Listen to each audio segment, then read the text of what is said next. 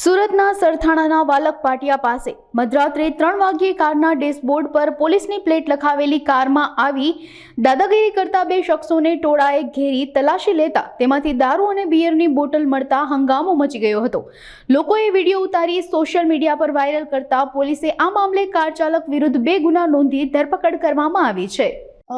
જે બનાવ બન્યો છે એ ગાડી જે છે એ આરોપીઓએ પોલીસ લખેલી પ્લેટ જે છે પોતાની ગાડીમાં રાખી પોલીસ તરીકેની ઓળખ આપેલ છે અને વાલક જંકશન પાસે પોતે પોલીસે આવું જણાવી અને ત્યાં રેસ્ટોરન્ટ પર પણ પોતે પૈસા નહીં આપ્યા અને ત્યાં એને ધમકી આપી પૈસા માંગતા એને કે અમે તમને જાનથી મારીને તમારી પર ગાડી ચડાવી દઈશું, આવી રીતની બનાવ બનેલ છે।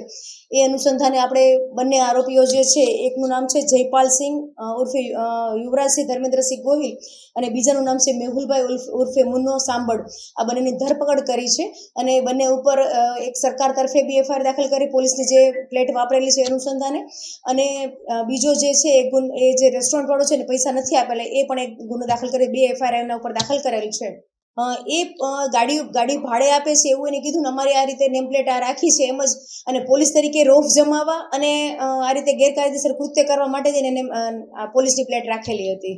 એમની ત્યારે પૂછપરછ ચાલુ છે કારણ કે જે ટીન મળી આવ્યા છે ખાલી ટીન છે અને એ ગાડીમાંથી મને પ્લેટ અને ટીન જે છે હાલ આપણે કબજે કરેલા છે। ક્યાંથી લાવ્યા છે શું કર્યું છે આપણે તપાસ કરીએ છીએ। બંને સુરતના રહેવાસી છે, મૂળ જે છે એ ભાવનગરના રહેવાસી છે બંને।